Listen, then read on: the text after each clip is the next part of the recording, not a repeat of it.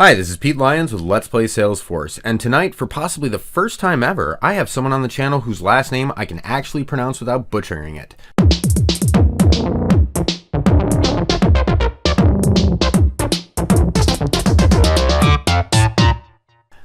Ladies and gentlemen, Zach Otero. Zach, why don't you take it away and introduce yourself? Hey, Pete, it's great to be on with you. My name's Zach Otero. I've been in the Salesforce community for about 4 years, and just in the last year, I moved into Einstein Analytics and been hooked since then. So, a lot of folks out there, we've heard the Zach Otero story, but not everybody necessarily has. So, why don't you give us a refresher? How did you get into Salesforce? I got into Salesforce kind of by accident. I have a cousin who is a developer with Salesforce and or with Salesforce customer, an end user, and I knew that he came from a similar background that I did, and that he was also homeschooled and came from a little bit more non-traditional, and I knew that he had recently gotten a really good job doing this thing called Salesforce. So I decided to call him kind of randomly and find out what the deal was with this, if there were any opportunities there. He was gracious enough to introduce me to Salesforce world, and it's been nonstop doing that ever since. But he set me on the path towards certification. This was pre-Trailhead, before Trailhead was actually online and available. So he set me up with the Admins podcast and told me to check YouTube for Dreamforce sessions and see what I could find there, and start looking over like documentation that was just listed on, help.salesforce. And over a long time, I actually exploited the skill set of an internet pirate or music pirate, and I ripped off the Dreamforce sessions that were on YouTube, and I listened to them while I was at work. At that time I was working 60 hours a week in a meat processing plant with nothing to do all day, just total brain off, repetitive physical work. So I stuck my headphones in and I listened to Dreamforce sessions while I was at work all day. And over the course of about 9 months, that's how I learned a lot of Salesforce. I would go home at night and practice in a dev org for an hour or two, and then go again the next day. And took a lot longer than the normal journey does using that type of method, but I was able to exploit the resource that I had, which was time. So I was lucky enough to get certified and then set out to find a job. Luckily for me, I found a job with an accounting firm in my backyard, literally in the city that I lived in. They were looking for an admin, and I was able to get that job and get started doing Salesforce full time. So here at Let's Play Salesforce, we don't pull the punches. We ask the hard questions. And what everyone really wants to know, how tall are you? I'm about 6'3", so, and I'm actually a smidge small for my family. My uncles and my dad are 6'4", 6'5", 6'6", So to continue this, peering behind the veil process, something I always got to wonder is the golden hoodie reversible? Because I kind of saw on the hey, this is Zach Otero and this is his story video, the official one from Salesforce, where you're in the cave. It kind of looked like your Goldie was reversible and that you were wearing a regular Trailblazer, but I could see some gold on the hood. Is that a thing? Yeah, it is. It is.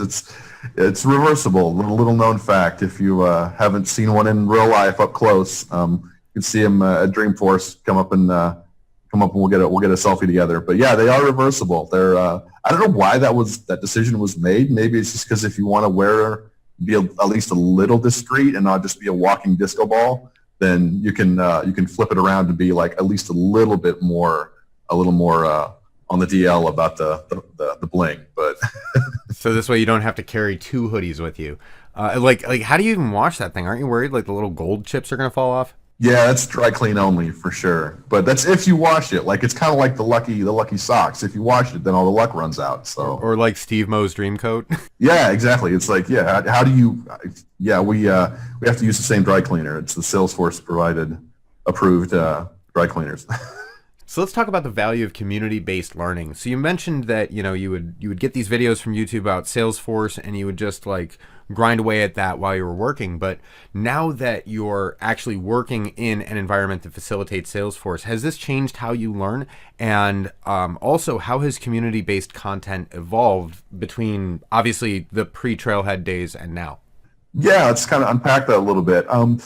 It- Starting before Trailhead, it would take anything I could get my hands on that was Salesforce related, and a lot of that in the early days was just the documentation that Salesforce provides.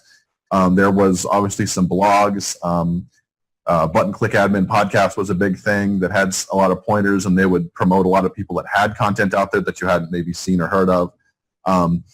Now, with Trailhead kind of blowing the doors open on learning content and how it's even digested, that's obviously the first resource.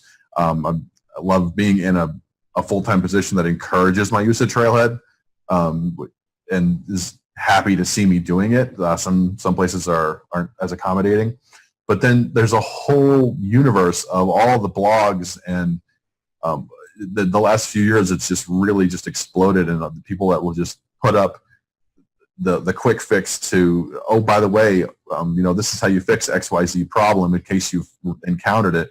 And that's always Google the problem first. That's the first rule, right? Because you're probably not the first one to encounter it. But that's the generalized concept learning. Trailhead is the king of that area, and then more specific use case or more specific problem based. There's a lot of stuff available on the community discussion boards, and then in blogs as well. So if we take this one step further and expand beyond just how has your learning style changed, how has time working in Salesforce changed the way that you approach problems?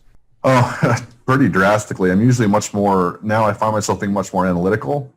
Living and breathing Einstein analytics every day, I guess that's probably a natural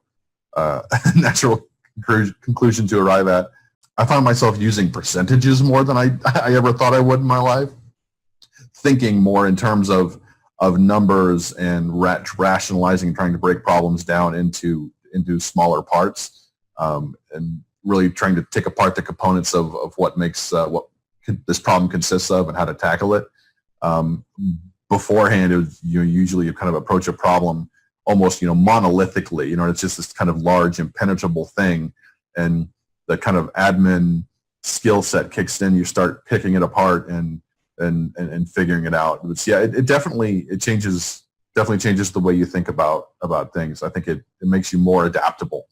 So if we roll this back about a year, you're clearly a lifelong learner. You've had a very evolving process. But about a year ago, if I'm getting this right, you got into analytics. And how did you end up finding your way into the analytics space? And also, as somebody who'd already at this point gotten pretty comfortable in like their Salesforce superpowers, what was it like kind of transitioning back to this noobdom where what is JSON and what are these bindings and how am I going to do this?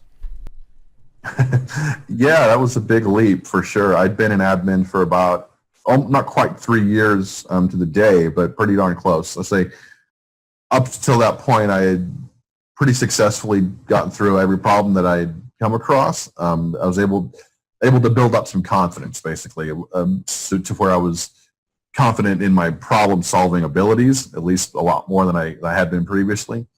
I got into analytics, kind of bringing it back full circle. The same cousin that got me started doing Salesforce and down the path towards certification in my admin role came to me and had a position open. His company was investing in analytics and was going to be pushing all of their information into Einstein, and we're going to be moving forward with that product.